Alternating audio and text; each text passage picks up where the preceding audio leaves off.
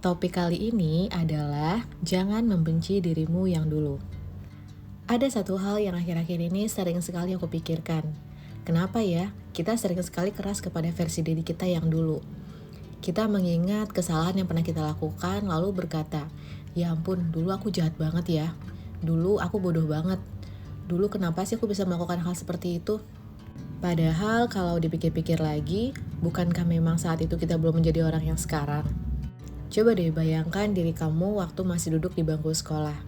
Lalu bandingkan dengan diri kamu yang sekarang, yang mungkin sudah berusia 20-an atau bahkan hampir 30-an. Pasti banyak sekali ya yang berubah. Cara berpikir berubah, cara menyelesaikan masalah berubah, cara melihat orang lain juga berubah. Kalau aja sekarang ada hal yang menurut kita salah, mungkin aja dulu kita menganggap itu hal yang biasa. Bukan karena kita orang jahat, tapi emang karena kita belum tahu aja. Aku yakin banyak dari kita pernah melakukan hal-hal yang hari ini kita sesali. Mungkin kita pernah ngejek teman, mungkin kita pernah ikut-ikutan membuli seseorang hanya karena semua orang juga melakukannya. Mungkin juga pernah menertawakan orang-orang yang terlihat berbeda, atau mungkin pernah mengucapkan kata-kata yang ternyata membekas di hati orang lain. Nah, kalau hari ini kita mengingat semuanya lalu merasa bersalah, menurutku itu justru pertanda bahwa kita sudah bertumbuh. Karena orang yang tidak berkembang biasanya tidak pernah merasa ada yang salah dengan dirinya. Sedangkan orang yang bertumbuh akan melihat masa lalunya dan berkata, oh ternyata dulu aku seperti itu ya. Dan menurutku itu bukanlah sesuatu yang harus dibenci. Itu adalah proses menjadi dewasa. Aku juga mulai sadar kalau setiap orang itu dibesarkan dengan lingkungan yang berbeda. Ada anak yang sejak kecil diajarkan untuk selalu lembut kepada siapapun. Ada yang diajarkan untuk meminta maaf ketika berbuat salah. Ada yang dibiasakan mengucapkan terima kasih, tapi ada juga yang tumbuh di lingkungan yang keras. Ada yang tidak pernah diajarkan cara mengelola emosi, dan ada yang terbiasa melihat pertengkaran setiap hari. Dan juga ada yang tumbuh dengan kata-kata yang kasar sehingga mengira itulah cara berbicara yang normal. Kalau begitu pertanyaannya, apakah semua orang akan tumbuh menjadi pribadi yang sama?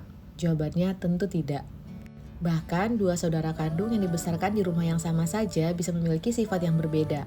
Apalagi dua orang yang lahir di keluarga, lingkungan, sekolah, dan pergaulan yang jelas-jelas juga berbeda. Semuanya membentuk cara kita melihat dunia. Karena itulah semakin dewasa aku justru semakin berhati-hati dalam menghakimi orang. Kalau ada orang yang bersikap aneh di tempat umum, dulu mungkin aku ikutan ketawa. Tapi sekarang aku justru bertanya dalam hati, apa mungkin dia sedang menghadapi sesuatu yang aku nggak tahu?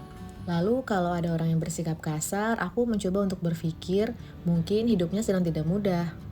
Bukan berarti semua perilaku buruk harus dimaklumi ya, bukan.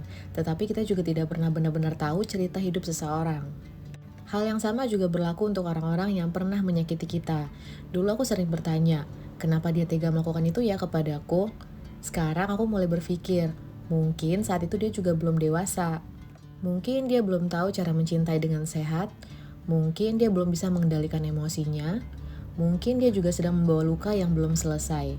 Nah, pemikiran seperti itu bukan untuk membenarkan kesalahan mereka, melainkan supaya aku tidak hidup dalam kemarahan. Karena marah terus-menerus itu juga melelahkan ya. Aku jadi teringat contoh yang sangat sederhana. Misalnya saat kita sedang mengendarai kendaraan, lalu tiba-tiba ada orang yang mengklakson kita. Respon pertama kita biasanya apa? Marah, kesel, merasa tidak dihargai.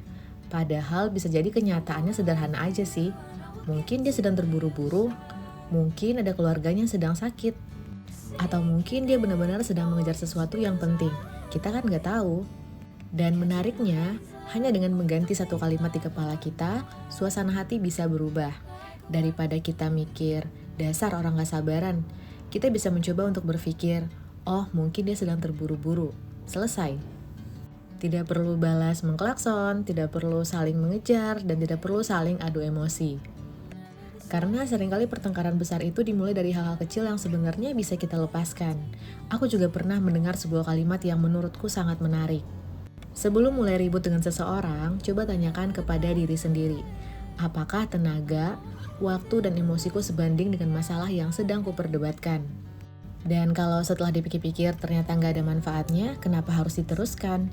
Kenapa kita harus menghabiskan energi untuk sesuatu yang bahkan tidak mengubah hidup kita? Begitu juga ketika kita melihat orang lain. Kadang kita terlalu sibuk untuk mengomentari pakaian orang, cara bicara orang, pilihan hidup orang. Padahal kalau dipikir lagi, apa yang sebenarnya hilang dari hidup kita karena semua itu? Apa mereka mengambil rezeki kita? Apa mereka mengurangi umur kita di dunia ini? Kalau jawabannya tidak, mungkin kita memang tidak perlu memikirkannya. Dan semakin bertambahnya usia, aku merasa kedewasaan itu bukan berarti kita selalu benar. Kedewasaan itu adalah ketika kita mulai memilih pertarungan mana yang layak untuk diikuti dan mana yang lebih baik untuk dilepaskan. Juga kedewasaan adalah ketika kita berhenti sibuk mengoreksi hidup orang lain, lalu mulai memperbaiki hidup kita sendiri. Dan yang paling penting, kedewasaan itu adalah ketika kita berhenti membenci versi diri kita yang dulu. Karena tanpa versi diriku dulu yang pernah salah, aku tidak akan menjadi diriku yang sekarang. Tanpa keputusan-keputusan yang kurang bijaksana, mungkin aku tidak akan belajar. Dan tanpa rasa malu ketika mengingat masa lalu, mungkin aku tidak akan bertumbuh. Jadi kalau hari ini kamu sedang mengingat kesalahan-kesalahan yang dulu, jangan buru-buru membenci dirimu sendiri. Jadi ucapkan saja terima kasih sudah bertahan sejauh ini. Terima kasih sudah memberiku pelajaran. Sekarang biar aku yang melanjutkan perjalanan ini dengan cara yang lebih baik. Karena pada akhirnya kita semua pernah kok menjadi seseorang yang belum tahu apa-apa, dan itu bukan dosa. Yang menjadi masalah adalah ketika kita sudah tahu mana yang baik, tapi tetap memilih mengulang kesalahan yang sama.